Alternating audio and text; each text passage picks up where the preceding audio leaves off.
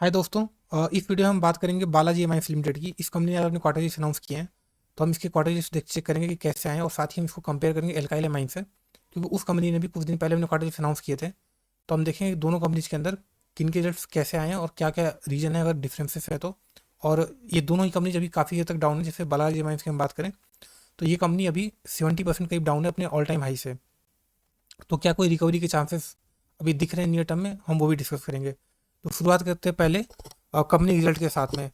तो अगर हम रिजल्ट पे ध्यान दें तो आप यहाँ पे देखो, तो अगर हम टोटल रेवेन्यू की बात करें, टोटल इनकम की, तो इस कंपनी ने लास्ट ईयर 391 करोड़ का रेवेन्यू किया था, जो इस साल घट के 320 करोड़ हो गया है। यानी कि करीब 18% से कंपनी का प्रॉफिट जो है घट गया है। 18% कंपनी का रेवेन्यू घटा है। अगर हम प्रॉफिट की बात करें तो यहाँ आप नीचे देखो, तो प्रॉफिट फॉर द पीरियड दिया हुआ है। तो लास्ट ईयर उन्होंने 55 करोड़ का प्रॉफिट किया था, जो इस साल घट के 31 करोड़ का हो गया है। यानी कि प्रॉफिट ज़्यादा घटा है 44% से। ठीक है, तो प्रॉफिट 44% पे घट गया है, और सेल्स भी 18% पे घटी है। मतलब कंपनी के मार्जिन बहुत ही बुरी तरह से हिट हुए हैं। तो एक्चुअली इसके पीछे रीजन क्या है? देखिए, मेन जो रीजन है वो है ओवर सप्लाई का और वीक डिमांड का। अभी ओवरऑल जो ग्लोबल सिचुएशन है वहाँ पे क्या डिमांड अभी स्लो डाउन चल रही है। तो इस वजह से मतलब ये कंपनी जिस सेक्टर में केमिकल बनाती है उस सेक्टर की बात कर रहा हूँ मैं। तो वहाँ पे थोड़ा ओवर सप्लाई चल रही है। ओवर सप्लाई में क्या है कि में जो राइजिंग कंपटीशन है चाइना में, वो क्या कर रहे हैं, अपने केमिकल को डंप कर रहे हैं दुनिया भर के मार्केट में। तो उससे क्या है कि जो डोमेस्टिक प्लेयर हैं, जो इंडिया के जो अपनी कंपनीज हैं, उनकी प्राइसिंग पावर काफ़ी कम हो गई है। मतलब वो अपने प्रोडक्ट की प्राइस बढ़ा नहीं पा रहे हैं, उन्हें बहुत सस्ते में बेचना पड़ रहा है क्योंकि कंपटीशन बहुत ज़्यादा हो रखा है। तो ये रीज़न है कि अभी ये जो कंपनी बालाजी एमाइन्स, इनके दिक्कतें हो रही हैं। हालांकि अगर आप इसको कंपेयर करो एल्काइल एमाइन के साथ में, देखो एल्काइल एमाइन ने भी कुछ दिन पहले रिजल्ट अपने अनाउंस किए थे, तो उनका प्रॉफिट 15% से बढ़ा था। ठीक है, और प्रॉफिट 31% बढ़ा था। तो ऐसा कैसे हो सकता है कि जब दोनों ही कंपनी ऑलमोस्ट सिमिलर बिजनेस है, फिर एल्काइल एमाइन ने अच्छा रिजल्ट कैसे दिया था? ठीक है, तो एक तो मेन जो रीज़न है कि जो एल्काइल एमाइन है वो थोड़ा सा एक्सपोर्ट मार्केट में ज़्यादा फोकस्ड है ना, एल्काइल बालाजी एमाइन से। तो उनका जो हायर इंटरनेशनल डिमांड है, इससे उनको थोड़ा प्राइसिंग पावर बेटर मिल जाती है। और जो बालाजी एमाइन्स है वो मोर डोमेस्टिकली फोकस्ड है। तो जहाँ पे चाइना का जो इम्पोर्ट है उनसे कंपटीशन इनको ज़्यादा झेलना पड़ रहा है। इसलिए बालाजी एमाइन्स के साथ अभी थोड़ा सा रिसेंट में ट्रबल ज़्यादा हो रखी है। हालांकि आप देखो तो ये कंपनी का पी थोड़ा सा 50 का है ना, एल्काइल एमाइन का, इसी वजह से। और बालाजी एमाइन्स का जो पी है 25 का है। आप देखो, हालांकि पी वाइज देखो तो दोनों ही कंपनी के रिजल्ट खराब थे और दोनों ही कंपनी काफ़ी ज़्यादा डाउन है। अगर हम बालाजी एमाइन्स की बात करें तो आप देखो तो ये कंपनी करीब 70% डाउन है अभी अपने ऑल टाइम हाई से। अगर हम यहाँ मेजर करें तो आप देखो तो ये यहाँ पे करीब 69-70% डाउन है। ठीक, 70% मान लो।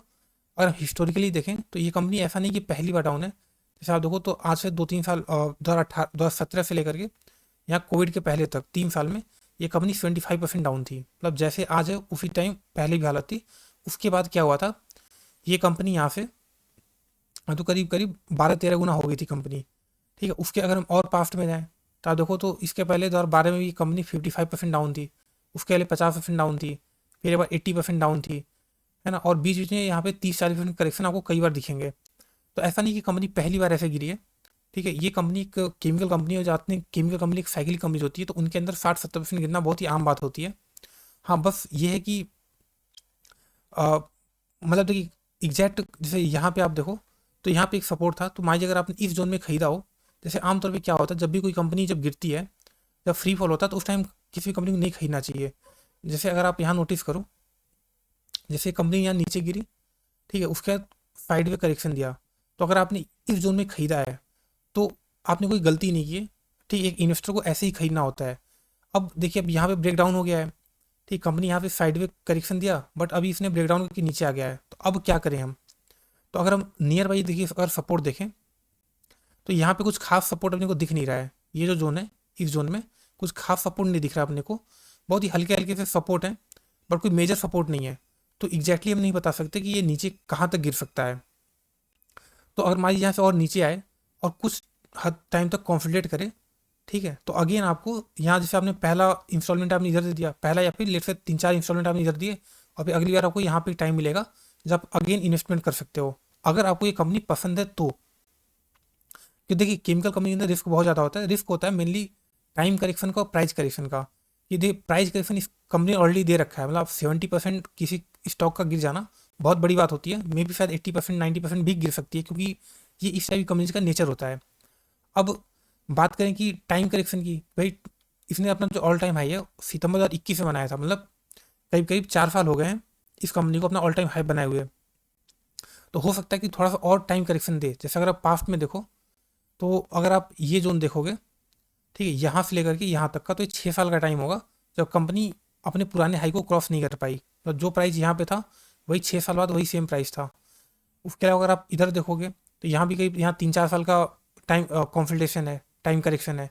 तो हो सकता है यहाँ भी 4-5 साल का टाइम कॉन्सल्टेशन दे दे, हालांकि ऑलरेडी 3 साल का हो चुका है।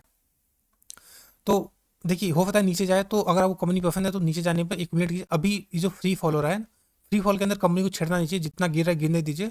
एक बार जब नीचे गिर के जब थोड़ा साइड में कॉन्सल्टेशन दे, उस टाइम आपको उठाना चाहिए इस टाइप की कंपनीज को। क्योंकि देखिए, केमिकल कंपनीज ऐसी ही होती हैं, केमिकल कंपनी का नेचर ऐसा है। अगर देखिए, ज़्यादातर रिटेल इन्वेस्टर क्या केमिकल कंपनी में ट्रैप हुए हैं, क्योंकि कोविड के बाद क्या हुआ कि ये जो एक तरफा रैली थी, लोग इसके मतलब चंगुल में आ गए कि ये एकदम ऐसे ऊपर भाग रहा है, तो ये भागता ही रहेगा, आसमान चीज़ के ऊपर निकल जाएगा।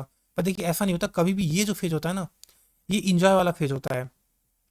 जब हम किसी कंपनी के अंदर, ठीक है, जब हम इंजॉय करते हैं, ये फेज काफ़ी लंबे टाइम बाद आता है। जैसे अगर आप यहाँ भी देखो, तो ये जो जोन है पूरा, ये एक कॉन्फिडेशन जोन था लंबा। तो जिस इंसान ने इस जोन में 3-4 सालों तक इसको लगातार खरीदता रहा, उसको इस जोन में फ़ायदा हुआ। तो उसी तरह अभी क्या होगा कि जो इंसान अब यहाँ पे 3-4 सालों तक इस कंपनी को खरीदता रहेगा, फिर लेट से आने वाले टाइम में जब ये कंपनी रिकवर करेगी, मान लीजिए यहाँ से रिकवर की, तब जाके आपको फ़ायदा मिलेगा। और अच्छी बात ये भी होगी कि आप उसमें क्वांटिटी ज़्यादा एक्यूमुलेट कर पाओगे। ठीक, बशर्ते कंपनी पे आपको भरोसा होना चाहिए कि कंपनी अच्छा करेगी। तो कंपनी एज सच खराब नहीं है। अगर हम कंपनी के बैलेंस शीट एक बार चेक कर लें, तो आप देखो तो कंपनी के पास रिजर्व काफ़ी ठीक ठाक है, मतलब कंपनी रिजर्व लगातार बढ़े हैं। कंपनी का 2 मार्च 2017 में कंपनी के पास 356 करोड़ अपना खुद का पैसा था, जो कॉन्टिन्यूसली बढ़ा है। आज बढ़ते बढ़ते कंपनी अपने पास अपना खुद का करीब 1700 करोड़ रुपये खुद का है, और कंपनी पर कर्जा भी कम हुआ है। कंपनी पर देखो, पहले वन यहाँ पे आप देखो तो 227-260 करोड़ का कर्जा था, जो कंपनी लगातार कम किया, और आज सिर्फ 15 करोड़ का कर्जा है कंपनी के ऊपर। मतलब कंपनी एक डेट फ्री कंपनी है, और साथ में कंपनी ने एक्सपेंशन काफ़ी किया है। आप देखो तो 2019 में कंपनी के पास 320 करोड़ का फिक्स्ड एसेट्स था, जो आज बढ़ के करीब 900 करोड़ का हो गया है, और कंपनी अभी भी 283 करोड़ का एक्सपेंशन कर रही है। तो कंपनी फंडामेंटली काफ़ी स्ट्रांग है, कंपनी एक्सपेंशन पे भी ध्यान दे रही है। तो कंपनी एज सच फंडामेंटली कोई दिक्कत नहीं है।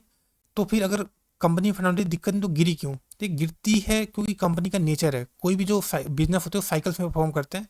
लाइक है ना, इकोनॉमिक बूम होता है, देन स्लो डाउन होता है, रिसेशन होता है, देन डिप्रेशन होता है ना, फिर उसके बाद अगेन इकोनॉमिक बूम चलता है। तो ये बिजनेस के साइकिल्स होते हैं। जब जो कंपनी होती है वो ज़्यादा गिरती हैं, और चूँकि ये सब B2B कंपनी जो होती है, बिजनेस टू बिजनेस कंपनी होती है, इसलिए ज़्यादा गिरती हैं। जैसे आप देखो, जो B2C कंपनी होती है वो 30-40% गिरती हैं आमतौर पे।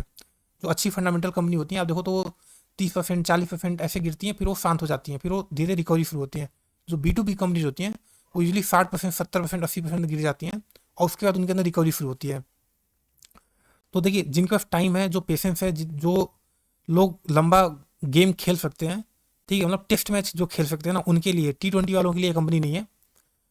ठीक है, तो उम्मीद है आपको वीडियो अच्छा लगा। वो वीडियो अच्छा लगा, वीडियो को लाइक कर सकते हैं और चैनल को भी सब्सक्राइब कर सकते हैं। Thank you.